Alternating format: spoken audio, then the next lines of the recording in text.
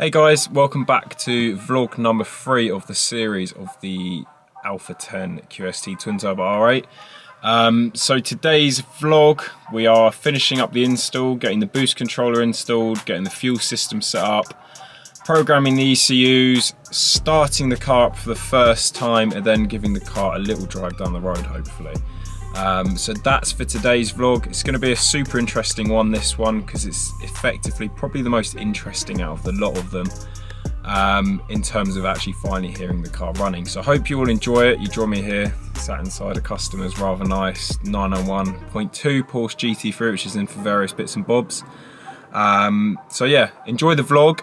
I'll probably be talking towards the end of it as well, and then vlog number 4, which is coming about 2 or 3 days after this one, will be the car getting tuned and on the dyno and reaction videos. But yeah, I'm super excited now.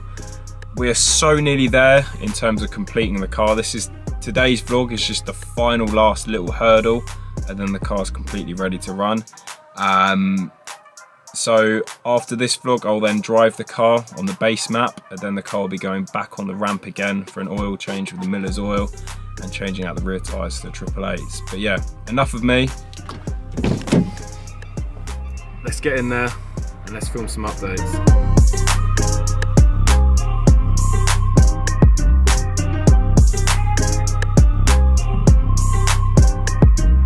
So, Mike's got about half a day in on this today. Really good progress, as you can see again. It's just so exciting seeing this getting closer and closer. So, starting from the back, working forward, exhaust system all on, all the bracketry connecting it to the turbos, which then obviously connects to the chassis. Wastegate's on and plumbed in. Plumbing in, going back there onto the boost controller solenoid. So now the next job tomorrow, Monday, is to get the boost controller all wired in. We've got the blow-off valves all in and plumbed in as well. All the heat shielding around all the lines. Stop anything melting from getting hot back here. So it's all really starting to come together so nicely now. Quality on the kit, as touched on before, is totally OEM looking. It's one of those things, we put the lid down now. Obviously the cover's missing, but the car just looks so OEM still, which is absolutely incredible, especially with a kit like this. We'll see, as said, I will run it without the bumper. Just look at that, imagine following that in traffic. Looks absolutely incredible. So Monday, the car will be running. We'll get a startup video done. Should sound pretty sweet. Get it all running, get all the system bled through. We'll get the ECUs back in, flash the ECUs, flash the TCU, then it'll be time for an initial road test. Then get it on the dyno, which I'm so excited for. Obviously the aim of this is 1,000 horsepower on pump fuel. I'm going to get the car running first on 99 RON, because we're in the UK, so it's 99 RON. So our 99 RON Shell V-Power or Tesco Momentum, I think they're shelling the car at the moment. So we'll get the car running, get it dialed in on the road, then get it on the dyno, then obviously we're on the hunt for 1,000 horsepower on pump fuel, and then race fuel should be about 1050, 1075. So yeah, super exciting. Guys have been absolutely smashing it today on the car. So, time for the first start. It's currently not tuned, so it may run a little bit rough. This is the first start since fitting the turbo kit.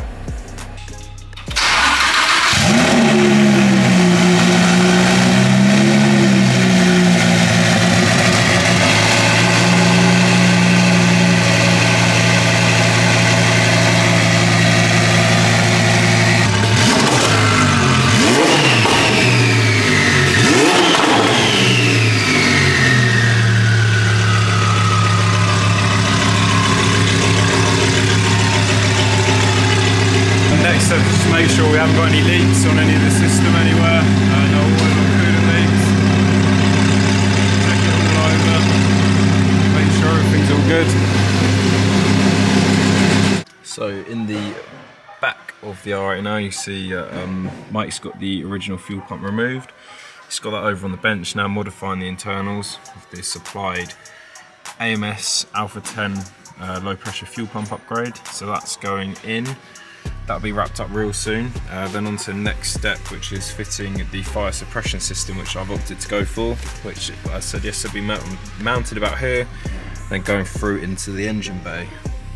This is here the original R8 V10 V10 Plus pump, and the new AMS one going in there, which is quite a lot larger. We've got a larger fuel feed line there as well. Then we've got there the wiring harness as well. So another piece of the puzzle, Lifeline fire suppression system. So this isn't actually something that's included in the kit, it's just something I've opted for. Not saying that the thing is going to go up in flames, but obviously something like this, with this much money spent on it, it's just nice for a little safety feature as well. A lot of the cars in the States are all running a suppression system, so I thought, why not? For the sake of, I think it's like £400, £500 for the kit. To me, it just made sense to have it in there, especially on a vehicle this heavily modified. Luckily, we've never had any issues with any cars having any fire problems, but you're just seeing it more and more frequently these days on modern cars, so there's a suppression systems going in as well. Let's go into the workshop now and see what else has been done on the car. So inside the car's all now back together. So it's the in-tank fuel pump which has changed. As we showed, it's a far bigger unit fitted in there, just to give it the extra fuel feed to the high pressure fuel pumps in the rail that's needed for this sort of power. Obviously if you're going more power, so if you're going above that on like ethanol, then you need to change the fuel rail and upgrade the injectors and everything like that. But we're just going to run this on 99 and 109, so this type of fueling upgrade is perfectly adequate for that horsepower. So the 9 kit does not come with this fueling upgrade, that's part of the Alpha 10 kit. So bear that in mind when you're trying to decide what kit to go with. The 9 kit is really limited to 900 horsepower in terms of fueling as well, whereas the 10 kit you've got the extra fuel from this low pressure fuel pump as well, so that's something worth considering. So we have the car running last night as well, a few revs obviously which we showed. It sounds absolutely incredible. So tomorrow this will now be going onto the dyno, then we'll be showing clips of that on the dyno, but now it's time to finish off in here. Obviously you've got the additional wiring as well for the fuel pump, get the fire suppression system in place, and then get all the lines run into the back of the car. So there's 8 lines in total pointing at various points in the engine. So onto that now, we'll catch up in a bit, maybe start the car back up again, get some more rev clips. So ECU's back in the car, down in the rear quarters. Start the car up now, and it's going to be the first time that the car's moved under its own power now since the tow kit's going on. Drive around the front, drive it down the road, and get some fuel, take it home, then onto the dyno tomorrow.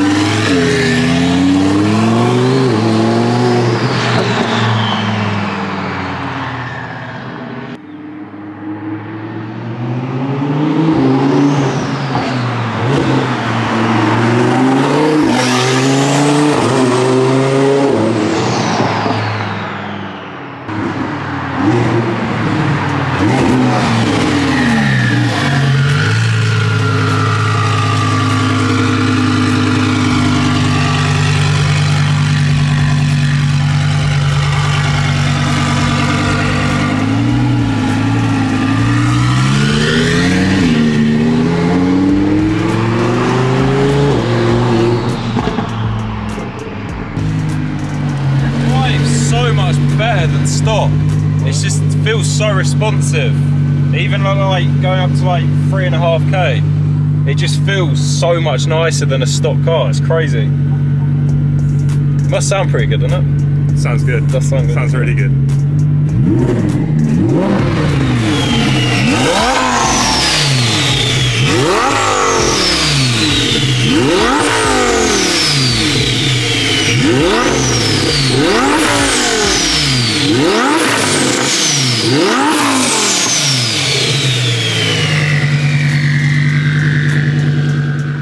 today's now the day after the car was driven. So I took it home last night. Car drove really nicely, just on the base tune, sending some logs over to AMS. Mike is now doing an oil change on the car. Oi. So he's just completing the oil change on the car. We'll go through, we'll talk about a few bits we didn't talk about yesterday. Obviously we touched slightly on the fire suppression system. That system has actually been sent back to, it's a Lifeline kit, isn't it? So that's now been sent back to Lifeline just for a little modifications, because it was a dual output with interior. I've lost my words now, what was I going to say? Interior lines. But obviously we just want to go into the engine bay, so that's been sent off to be modified. We'll have that back tomorrow. But we got all the brackets installed, which all looks really nice in the back there.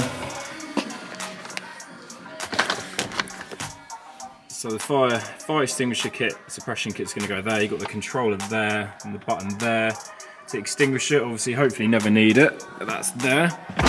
And then we got under my wallet, the boost controller, currently unplugged. We touched on this slightly at the beginning of the vlog. So Alpha say to mount it in the glove box, but I think it's a really good idea to have this on display, since it actually shows the boost pressure as well. So we're going to actually be sticking it about there, around the aircon sort of switches there, so you can clearly see it. Wiring all hidden nicely up there. You can see all the various tuning cables I've been using on the car. So last night I had a bit of a late evening, just getting the car set up nicely. We're all going home now to enjoy the weekend, but we live in the UK, so weather's probably gonna be crap. So yeah, that's enough for today. Thank you for watching.